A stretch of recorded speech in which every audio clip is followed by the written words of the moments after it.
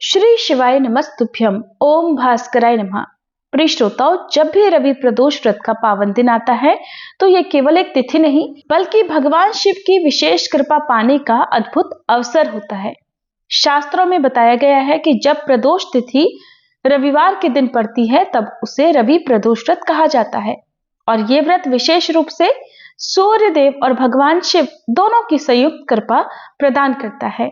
और आज 1 मार्च रविवार को फाल्गुन मास के शुक्ल पक्ष का रवि प्रदोष व्रत है। मान्यता है इस दिन सच्चे मन से प्रदोष व्रत की कथा सुनने और शिव स्तुति करने से कुंडली में स्थित सूर्य दोष, पितृदोष और अन्य ग्रह बाधाएं शांत होती हैं। भगवान शिव जो स्वयं देवों के देव महादेव हैं, अपने भक्तों के सभी दुख, कष्ट और विघ्नों का नाश कर देते हैं। पुराणों में वर्णन मिलता है कि प्रदोष काल में स्वयं भगवान शिव कैलाश पर्वत पर नंदी के साथ, अपने गणों के साथ, देवी पार्वती के साथ आनंद तांडव करते हैं। उस समय समस्त देवता, ऋषि और सिद्धजन उनकी स्तुति करते हैं। जो भक्त इस समय श्रद्धा से कथा सुनता है, व्रत करता है या केवल ओम नमः शिवाय का जप भी कर लेता है, उसके जीवन के अंधकार मिटने लगते हैं। और रवि प्रदोष व्रत विशेष रूप से आयु, आरोग्य और तेज प्रदान करता है। सूर्य से संबंधित दोषों को शांत करता है, मान सम्मान और पद प्रतिष्ठा में वृद्धि करता है। तो प्रिय श्रोताओं, आज प्रदोष काल के समय आपको इस कथा को स्तोत्र सहित अवश्य सुनना है। और प्रदोष काल का समय आज शाम 5:41 से 7:11 रहेगा। तो आइए हम सब इस पावन अवसर पर श्रद्धा और विश्वास के साथ रवि प्रदोष व्रत की कथा और स्तोत्र का श्रवण करें। उससे पहले हम सभी भगवान से प्रार्थना करें, हे भोलेनाथ, यदि आज व्रत, पूजन या कथा श्रवण में हमसे कोई त्रुटि हो जाए तो हमें क्षमा करें और अपनी अनंत कृपा से हम सबके जीवन के समस्त दुख, रोग, शोक और ग्रह बाधाओं का नाश करें। एक समय सभी प्राणियों के हितार्थ परम पावन भागीरथी नदी के तट पर ऋषि समाज द्वारा विशाल गोष्ठी का आयोजन किया गया। इस महासभा में व्यास जी के परम शिष्य पुराण वेत्ता श्री सूत जी महाराज हरि कीर्तन करते हुए पधारे। श्री सूत जी को आते हुए देखकर शौनक आदि 88,000 ऋषि मुनियों ने खड़े होकर उन्हें दंडवत प्रणाम किया। महाज्ञानी सूत जी ने भक्ति भाव से ऋषियों को हृदय से लगाया तथा उन्हें ढेरों आशीर्वाद प्रदान किया। तब विद्वान ऋषिगण और सभी शिष्य आसनों पर विराजमान हो गए। शौनक आदि ऋषि ने पूछा, हे पूज्यवर महामते, कृपया ये बताने का कष्ट कीजिए कि मंगलप्रद कष्ट निवारक रवि प्रदोष व्रत सबसे पहले किसने किया और उसे क्या फल प्राप्त हुआ। तब श्री सूत जी महाराज इस प्रकार कहने लगे, आप सभी शिव के परम भक्त हैं। आपकी भक्ति को देखकर मैं व्रती मनुष्यों की कथा कहता हूँ, ध्यानपूर्वक सुनो। एक गांव में अति दीन ब्राह्मण निवास करता था। उसकी साध्वी पत्नी प्रदोष व्रत रखा करती थी। उनका एक ही पुत्र था। एक समय की बात है, उनका वह पुत्र गंगा स्नान करने के लिए चला गया। दुर्भाग्यवश मार्ग में चोरों ने उसे घेर लिया और वे उसे पकड़कर कहने लगे कि हम तुम्हें मारेंगे नहीं, बस तुम अपने पिता के गुप्त धन के बारे में हमें बतला दो। चोरों की बात सुनकर वह बालक बड़े दीन भाव से कहने लगा, हे बंधुओं, हम तो अत्यंत दुखी दीन हैं, हम बहुत गरीब हैं, हमारे पास भला धन कहाँ से आएगा। बालक की बात सुनकर चोर कहने लगे, तो फिर बता, तेरी इस पोटली में क्या बंधा हुआ है। बालक ने चोरों की बात सुनकर बिना डर के कहा कि इसमें तो मेरी माँ ने मेरे लिए रोटियां दी हैं। ये सुनकर चोरों को उस बालक पर दया आ गई। उन्होंने अपने साथियों से कहा कि साथियों, ये बालक तो बहुत ही दीन दुखी मनुष्य है, इसलिए हम इसको छोड़कर किसी और को लूटेंगे। ऐसा कहकर चोरों ने उस बालक को जाने दिया। अब वह बालक वहां से चलते चलते एक नगर में जा पहुंचा। नगर के पास ही बरगद का एक विशाल वृक्ष था। वह थका हुआ था, इसलिए वह बालक उसी बरगद के वृक्ष की छाया में सो गया। उसी समय उस नगर के सिपाही चोरों को खोजते हुए उस बरगद के वृक्ष के पास ही जा पहुंचे जहां पर वह बालक सोया हुआ था। वह बालक को चोर समझकर बंदी बनाकर राजा के पास ले गए। तब राजा ने उस बालक को कारावास में बंद करने का आदेश दे दिया।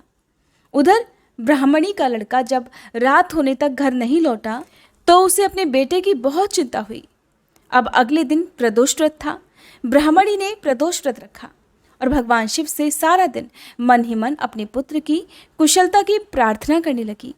भगवान शंकर ने उस ब्राह्मणी की प्रार्थना स्वीकार कर ली और फिर उसी रात भगवान शंकर ने उस राजा को स्वप्न में आदेश दिया कि वह बालक चोर नहीं है, वह निर्दोष है, उसने कोई चोरी नहीं की है, इसलिए उसे प्रातःकाल छोड़ दिया जाए, नहीं तो वे उसका सारा राज्य वैभव नष्ट कर देंगे। प्रातःकाल राजा ने शिव जी की आज्ञा अनुसार उस बालक को कारावास से मुक्त कर दिया। बालक ने तब अपनी सारी कहानी राजा को कह सुनाई। बालक के मुंह से सारा वृतांत सुनकर राजा ने अपने सिपाहियों को उस बालक के घर भेजा और उसके माता पिता को अपने राज दरबार में बुलवाया। राज दरबार में बुलवाए जाने के कारण उसके माता पिता बहुत भयभीत हो गए थे। उन्हें लग रहा था कि शायद राजा उन्हें दंड देने वाला है। राजा ने उन दोनों को भयभीत देकर कहा कि आप डरिए मत, आपका बालक तो निर्दोष है। तब राजा ने ब्राह्मण को 5 गांव दान में दे दिए, जिससे कि वे सुखपूर्वक अपना जीवन बिता सके। इस प्रकार भगवान शिव की कृपा से और प्रदोष व्रत के प्रभाव से वह ब्राह्मण परिवार अब आनंद से रहने लगा। एक बार की बात है, देव समाज के व्रत महोत्सव का आयोजन हो रहा था। सभी देवता अपने अपने वाहनों में आ रहे थे। महादेव शंकर भी सभा में प्रवेश कर रहे थे। उन्होंने सभा भवन के बाहर स्थित एक वृक्ष की शाखा पर बैठे हुए एक शुक की ओर कुछ गंभीर दृष्टि से देखा। शंकर जी तो सभा भवन में चले गए, किंतु अब उस शुक के मन में बड़ी चिंता उत्पन्न हो गई। पास में ही बैठे गरुड़ से उसने अपनी आशंका का निवेदन किया। शुक ने बताया कि हे गरुड़ देव, आज तो शंकर जी ने मुझे बड़ी गंभीर दृष्टि से देखा है। ऐसा लगता है मानो मेरा काल उपस्थित हुआ है। मुझे अभी और जीवित रहना है। आप ही कृपा करके कोई समाधान बताइए। उसके बचने का उपाय सोचकर गरुड़ जी ने कहा, शुकराज, मैं तुम्हें द्रुत गति से अनेकों समुद्रों को पार कराकर किसी सुरक्षित स्थान पर छोड़ आता हूं, तुम चिंता मत करो। अब गरुड़ जी ने पूरी शक्ति से उड़कर बहुत ही कम समय में अनेक समुद्र पार करके उसे दूर कहीं सुरक्षित स्थान पर बिठा दिया। अब शुक आश्वस्त हो गया कि वह संहार करता शंकर जी की दृष्टि से बच गया है। उधर गरुड़ लौटकर पुनः उसी वृक्ष पर जा बैठा और उत्सुकता से शंकर जी के सभा से बाहर आने की प्रतीक्षा करने लगा। कुछ ही समय में शंकर जी बाहर निकले। उन्होंने पुनः वृक्ष की उसी शाखा की ओर देखा। गरुड़ ने सहम कर उनकी गंभीर दृष्टि का कारण पूछा। तब शंकर जी बोले, शुक कहाँ है? गरुड़ ने कहा, भगवान, शुक तो आपकी तीक्ष्ण दृष्टि से भयभीत हो गया था और मैंने ही उसे दूर एक सुरक्षित स्थान पर बिठा दिया है। शंकर जी ने कहा, यही तो मेरा आश्चर्य था कि कुछ ही क्षण के बाद वह शुक उसी स्थान पर एक महासर्प द्वारा कवलित हो जाएगा और इतनी दूर वह इतने कम समय में कैसे पहुंचेगा, और तुमने उस समस्या का उपाय कर दिया। इस तरह मृत्यु से कोई बच नहीं सकता। उसके आगे देव, दानव, मनुष्य सभी एक समान हैं। भगवान ने प्रत्येक जीव की मृत्यु उसी प्रकार, उसी क्षण और उसी स्थान पर लिखी है। समय आने पर संसार की कोई भी शक्ति, कोई वैद्य, कोई यंत्र, कोई धन, कोई मित्र, किसी की भी सहायता उस मृत्यु को टाल नहीं सकती, क्योंकि मृत्यु केवल देह की समाप्ति नहीं, बल्कि उसी परम नियम का पालन है जिसे स्वयं विधाता ने रचा है। आइए अब हम सभी मिलकर सूर्य देव की कथा का भी श्रवण करें। प्राचीन कथा के अनुसार एक बार एक नगर में एक वृद्धा रहा करती थी। वह रविवार को नियम से घर आंगन को गोबर से लीपकर फिर भोजन तैयार करती और फिर सूर्य देव को भोग लगाने के बाद ही खुद भोजन किया करती। ऐसा व्रत करने से उनका घर धन धान्य से भरा रहता था। हरि की कृपा से घर में किसी प्रकार का कोई भी दुख नहीं होता था। घर में सब कुछ आनंद मंगल था। इसी तरह कुछ दिन बीत जाने पर वह पड़ोसन जिसकी गाय का गोबर वह वृद्धा लाया करती थी, वह विचार करने लगी कि ये बूढ़ी माई हमेशा मेरी गाय का गोबर ले जाती है। ये सोचकर एक दिन उसने अपनी गाय को घर के अंदर बांध दिया। फिर तो वह हर दिन ही अपनी गाय को घर के भीतर बांधना शुरू करने लगी। इधर गोबर न मिलने पर बूढ़ी माई रविवार के दिन अपने घर को लीप नहीं पाई, इसलिए ना उन्होंने भोजन बनाया, न भगवान को भोग लगाया और न ही खुद भोजन किया। इस तरह उन्होंने निराहार व्रत किया। सुबह से शाम, शाम से रात हो गई और वह बूढ़ी माई भूखी ही सो गई। फिर रात में भगवान ने उन्हें स्वप्न में दर्शन दिए और भोजन न बनाने और भोग न लगाने का कारण पूछा। तब बूढ़ी माई ने सूर्य देव को बताया कि गोबर न मिलने के कारण आज वह भोजन नहीं बना सकी। तब भगवान भास्कर ने कहा कि माता, हम तुमको ऐसी गाय देंगे जिससे सभी इच्छाएं पूर्ण हो जाएंगी, क्योंकि तुम हमेशा रविवार को गोबर से लीपकर फिर भोजन बनाती हो, भोग लगाकर ही खुद भोजन करती हो। इसलिए मैं आपसे प्रसन्न होकर आपको वरदान देता हूँ। तब सपने में भगवान का यह वरदान पाकर जब बूढ़ी माई की आंख खुली तो देखा कि आंगन में तो एक बहुत सुंदर गाय और बछड़ा बंधे हुए हैं। गाय और बछड़े को देखकर वह खुश हो गई और घर के बाहर बांधकर उन्हें खाने को चारा डाल दिया। इधर जब पड़ोसन ने बूढ़ी माई के घर के बाहर बहुत सुंदर गाय और बछड़े को देखा तो ईर्ष्या से प्रेरित होकर उसका हृदय जल उठा, और जब उसने देखा कि गाय ने तो सोने का गोबर दिया है तो वह गाय का सोने का गोबर उठाकर ले गई और अपनी गाय के साधारण गोबर को उसकी जगह रख दिया। वह रोजाना ऐसा ही करती रही और इधर सीधी साधी बूढ़ी माई को कानो कान इसकी खबर तक नहीं होने दी। एक दिन सर्वव्यापी ईश्वर ने सोचा कि चालाक पड़ोसन की वजह से वृद्धा ठगी जा रही है। तब एक शाम उन्होंने अपनी माया से बड़े जोर की आंधी ला दी। आंधी के डर से वृद्धा ने अपनी गाय को घर के भीतर बांध दिया। जब गाय ने गोबर दिया तो वह हैरान रह गई। फिर तो वह रोजाना अपनी गाय को घर के भीतर ही बांधने लगी। उधर पड़ोसन ने देखा कि गऊ घर के अंदर बंधने लगी है और वह सोने का गोबर उठाने में कामयाब नहीं हो पा रही है, तो कुछ उपाय ना देखकर एक दिन पड़ोसन ने राजा के महल में जाकर सारी बात बता दी। पड़ोसन ने राजा से कहा, महाराज, मेरे पड़ोस में एक वृद्धा के पास ऐसी गाय है जो आप जैसे राजाओं के ही योग्य है और वह गाय रोजाना सोने का गोबर देती है। आप सोने से प्रजा का पालन कीजिए, वृद्धा भला उस सोने का क्या करेगी। राजा ने ये बात सुनी तो सुनकर अपने दूतों को वृद्धा के घर जाकर गाय लाने की आज्ञा दी। वृद्धा सुबह सुबह ईश्वर को भोग लगाकर भोजन ग्रहण करने ही जा रही थी, तभी राजा के सेवक गाय खोलकर ले गए। ये देखकर वह बहुत रोई चिल्लाई, लेकिन कर्मचारियों ने एक न सुनी। उस दिन फिर वृद्धा गाय के वियोग में भोजन न कर पाई और रात भर रो रो कर भगवान से गाय को पुनः पाने की प्रार्थना करती रही।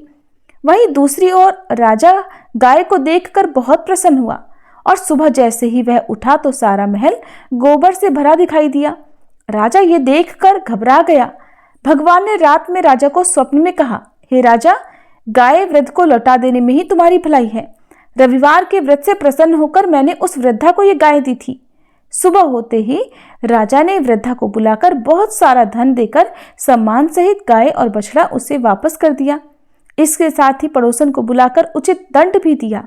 ऐसा करने से राजा के महल की गंदगी दूर हो गई और उस दिन राजा ने नगर वासियों को आदेश दिया कि अपनी समस्त कामनाओं की पूर्ति के लिए वे सभी रविवार का व्रत रखा करें। और जब प्रजा ने रविवार व्रत का पालन करके कथा का श्रवण किया तो उन सभी के घर में सुख समृद्धि धन के भंडार भर गए। ऐसी है रविवार व्रत की महिमा। बोलिए सूर्य नारायण भगवान की जय। अब सुनिए शिव स्तोत्र पाठ हिंदी में, फिर आप सुनेंगे शिव चालीसा पाठ और आरती। हे समस्त जगत के स्वामी, हे सर्वदा कल्याण करने वाले, हे शाश्वत शंकर, आपकी जय हो। हे सर्वसुराध्यक्ष, आपकी जय हो। और हे सभी देवताओं द्वारा पूजित, हे सर्वसुरार्चित, आपकी भी जय हो। हे सर्वगुणातीत, आपकी जय हो। सर्ववरप्रद, आपकी जय हो। हे नित्य निराधार, आपकी जय हो। हे अविनाशी विश्वंभर, आपकी जय हो। हे समस्त विश्व में एकमात्र वंदनीय, आपकी जय हो। हे नागेंद्र भूषण, आपकी जय हो। हे गौरीपति, आपकी जय हो। हे चंद्रार्ध शेखर, आपकी जय हो। हे करोड़ों सूर्यों के समान दीप्तमान, आपकी जय हो। हे अनंत गुणाश्रय, आपकी जय हो। हे विरूपाक्ष, आपकी जय हो। हे अचिंत्य, हे निरंजन, आपकी जय हो। हे नाथ, आपकी जय हो। हे भक्तों की पीड़ा का नाश करने वाले कृपा सागर, आपकी जय हो। हे दुस्तर संसार सागर से पार कराने वाले प्रभु, आपकी जय हो। हे महादेव, मैं इस संसार में अत्यंत दुखी हूँ। मुझे अनेक चिंताएं घेरे हुए हैं। मुझ पर कृपा कीजिए। हे परमेश्वर, मेरे समस्त पापों का नाश कर मेरी रक्षा कीजिए। हे शंकर जी, मैं दरिद्रता के सागर में डूबा हुआ हूँ, महान पापों से पीड़ित हूँ। अनंत चिंताएं मुझे घेरे हुए हैं। भयंकर रोगों ने मुझे घेर लिया है। ऋण के भार से मैं दबा हुआ हूँ। कर्मों की ज्वाला में जल रहा हूँ और ग्रहों की पीड़ा से व्याकुल हूँ। कृपा करके मुझ पर प्रसन्न हो जाइए। यदि कोई दरिद्र व्यक्ति प्रदोष काल में देवेश्वर गिरजापति की प्रार्थना करता है तो वह धनी हो जाता है। यदि कोई राजा प्रदोष काल में देव देवेश्वर भगवान शंकर की आराधना करता है तो वह दीर्घायु होता है, सदैव निरोग रहता है, उसके खजाने की वृद्धि होती है और उसकी सेना सुदृढ़ होती है। हे प्रभु, आपकी कृपा से मुझे भी नित्य आनंद की प्राप्ति हो। मेरे शत्रु क्षीण हो जाएं, मेरी प्रजा सदा सुखी रहे, चोर और डाकू नष्ट हो जाएं और राष्ट्र में समस्त जन समुदाय संकट मुक्त हो जाए। पृथ्वी पर दुर्भिक्ष, महामारी आदि कष्ट समाप्त हो जाएं, सभी प्रकार की फसलों में भरपूर उपज हो, दिशाएं सुखदायक हो जाएं। इस प्रकार गिरिजापति भगवान शिव की आराधना करनी चाहिए। पूजा के अंत में ब्राह्मणों को भोजन कराना चाहिए, फिर उन्हें यथायोग्य दक्षिणा देकर सम्मानित करना चाहिए। ये पूजा जो भगवान शिव के लिए कही गई है, यह समस्त पापों का नाश करती है, समस्त रोगों को दूर करती है और सभी इच्छित फलों की प्राप्ति कराती है। इति प्रदोष स्तोत्रम संपूर्णम। जय गणेश गिरिजा सुवन मंगल मूल सुजान, कहत अयोध्या दास तुम देहु अभय वरदान। जय गिरिजापति दीन दयाला, सदा करत संतन प्रतिपाला। भाल चंद्रमा सोहत नीके, कानन कुंडल नाग फनीके। अंग गौर शिर गंग बहाए, मुंड माल तन क्षार लगाए। वस्त्र खाल बाघांबर सोहे, छवि को देखी नाग मन मोहे। मैना मातु की हवे दुलारी, वाम अंग सोहत छवि न्यारी। कर त्रिशूल सोहत छवि भारी, करत सदा शत्रुन क्षयकारी। नंदी गणेश सोहित है कैसे, सागर मध्य कमल है जैसे। कार्तिक श्याम और गणराऊ, या छवि को कही जात न काऊ। देवन जब ही जाय पुकारा, तब ही दुख प्रभु आप निवारा। किया उपद्रव तारक भारी, देवन सब मिली तुम ही जुहारी। तुरत षडानन आप पठायऊ, लव निमेष मह मारी गिरायऊ। आप जलंधर असुर संहारा, सुयश तुम्हार विदित संसारा। त्रिपुरासुर सन युद्ध मचाई, सब ही कृपा कर लीन बचाई। किया तप ही भागीरथ भारी, पुरब प्रतिज्ञा तासु पुरारी। दानिन मह तुम सम को नाही, सेवक स्तुति करत सदाही। वेद नाम महिमा तब गाई, अकथ अनादि भेद नहीं पाई। प्रकटी उदधि मंथन में ज्वाला, जरत सुरासुर भये विहाला। कीन्ही दया तह करि सहाई, नीलकंठ तब नाम कहाई। पूजन रामचंद्र जब कीन्हा, जीत के लंक विभीषण दीन्हा। सहस कमल में हो रहे धारी, कीन्ह परीक्षा तब ही पुरारी। एक कमल प्रभु राखे उजोई, कमल नयन पूजन चह सोई। कठिन भक्ति देखी प्रभु शंकर, भय प्रसन्न दिए इच्छित वर। जय जय जय अनंत अविनाशी, करत कृपा सबके घटवासी।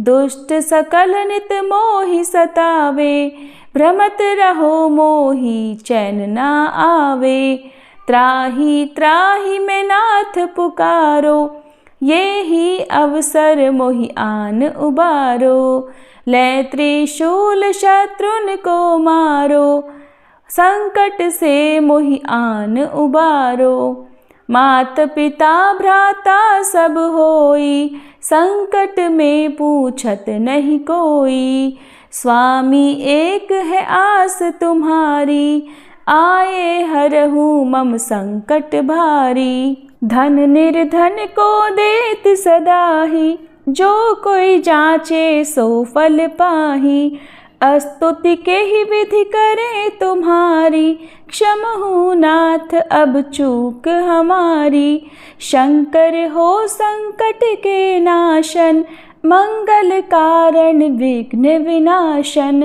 योगी यति मुनि ध्यान लगावे, शारद नारद शीश नवावे, नमो नमो जय नमः शिवाय, सुर ब्रह्मादिक पार न पाए, जो यह पाठ करे मन लाई, तापर होत है शंभु सहाई, ऋनिया जो कोई हो अधिकारी, पाठ करे सो पावन हारी, पुत्र होन कर इच्छा जोई, निश्चय शिव प्रसाद ते ही होई, पंडित त्रयोदशी को लावे, ध्यान पूर्वक होम करावे, त्रयोदशी व्रत करे हमेशा, ताके तन नहीं रहे कलेशा, धूप दीप नैवेद्य चढ़ावे, शंकर सम्मुख पाठ सुनावे,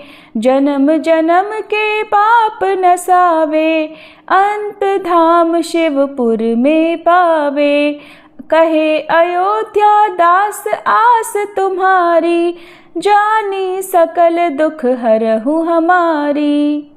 नित नेम कर प्रातः ही पाठ करो चालीसा, तुम मेरी मनोकामना पूर्ण करो जगदीश। मगसर छठी हेमंत ऋतु संवत 64 जान, स्तुति चालीसा शिव ही पूर्ण कीन कल्याण। ओम जय शिव ओमकारा, स्वामी जय शिव ओमकारा, ब्रह्मा विष्णु सदा शिव, ब्रह्मा विष्णु सदा शिव, अर्धांगी धारा। ओम जय शिव ओमकारा, एकानन चतुरानन पंचानन राजे, स्वामी पंचानन राजे, हंसासन गरुड़ासन वृषवाहन साजे। ओम जय शिव ओमकारा, दो भुज चारु चतुर्भुज, 10 भुज अति सोहे, स्वामी 10 भुज अति सोहे, त्रिगुण रूप निरखता त्रिभुवन जन मोहे।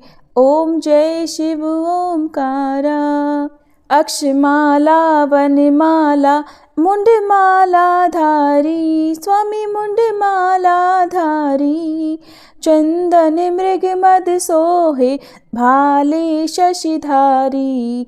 ओम जय शिव ओमकारा, श्वेतांबर पीतांबर बाघांबर अंगे, स्वामी बाघांबर अंगे, सनकादिक गरुड़ादिक भूतादिक संगे। ओम जय शिव ओमकारा, कर के मध्य कमंडल चक्र त्रिशूलधारी, स्वामी चक्र त्रिशूलधारी, सुखकारी दुखहारी जग पालनकारी।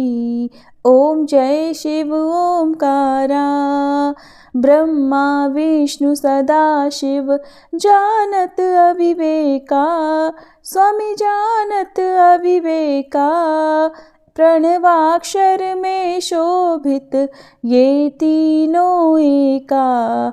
ओम जय शिव ओमकारा, त्रिगुण स्वामी जी की आरती जो कोई नर गावे, स्वामी जो कोई नर गावे, कहत शिवानंद स्वामी, रटत भोलानंद स्वामी, सुख संपत्ति पावे।